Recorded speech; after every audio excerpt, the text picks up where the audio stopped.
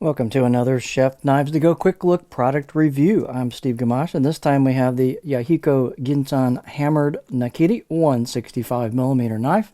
So the way these are made is they're three-layer construction. The center hardcore cutting-edge steel, and you can see the cladding line right there. Very attractive knife. Is what's known as Ginsan or Ginsanko or Silver 3 or G3 stainless steel. It's a full stainless steel that's conventional. It's very fine grained and takes a great edge and makes an excellent kitchen knife steel. So top-notch stuff. What they do is they put a soft stainless cladding on either side of that, so it's a very low maintenance knife.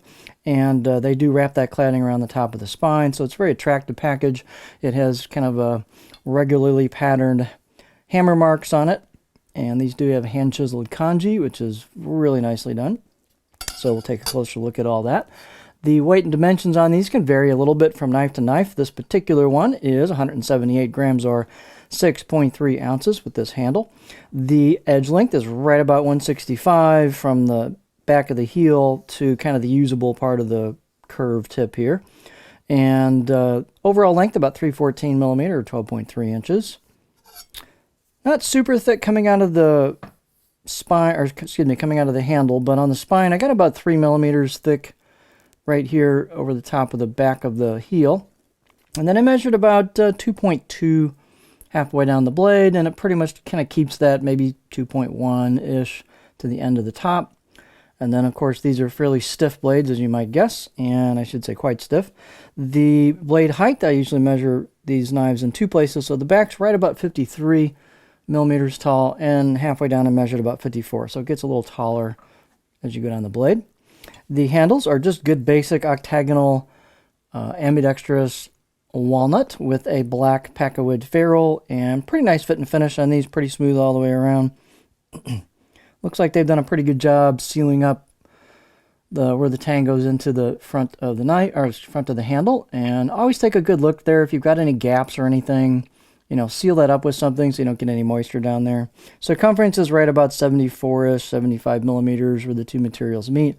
You've got a good kind of gradual curve here that's very comfortable in the back of the choil as you go into the tang or the neck of the knife, and there's a good spot there for your finger for a pinch grip.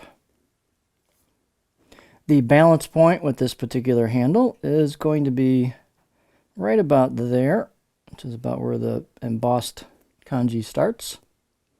And for me, that's pretty close for my pinch point. So for me, it's a pretty neutral balance. Your mileage may vary a little bit, but you've got a little bit of mass there, and it feels like you got a little bit of blade in your hand, which is good for this style of knife for the chopping that you may be doing with it. But pretty good neutral feel on the balance. These are nicely done, nice fit and finish on them. We can get our beauty shot here. So these have hand chiseled kanji on the left side of the blade, and you can feel it when you run your finger over it. It's very nicely done, a little bit less common these days. You've got kind of a Nishiji pearskin kind of mottled finish on it, quite smooth. They've got a little bit of polish to these blades, and they've got a regularly spaced hammered pattern. You can see the grind down towards the edge and a pretty generous amount of steel showing at the cladding line. So these are ground pretty thin at the edge, so they are very nice performing knives. So here's the right side of the blade as you'd be holding it, and they've got a embossed kanji there. So nice fit and finish on the spine, a little bit of relief on the corners there, nicely done finished job on the choil into the neck, so it's comfy right there and relieved on the corners. And I'd say this one was probably 6, maybe 7 out of 10 on the edge. It's got a pretty nice edge on it out of the box. Let's get a look at the cutting board profile.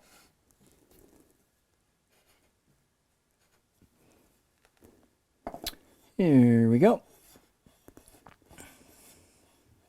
So if you look here, you'll see a pretty kind of gentle belly, not a super flat profile, but just kind of gentle belly. You can definitely rock this. You can get up there a little bit and rock it, not a problem. And then you've got a little bit of kind of flattish area towards the back third or 40% of the blade. So you could do some chopping towards the back. It's not super flat, but just kind of a gentle belly throughout. It's smooth curve though. There's no hiccups in it. It's a nice smooth curve to the belly.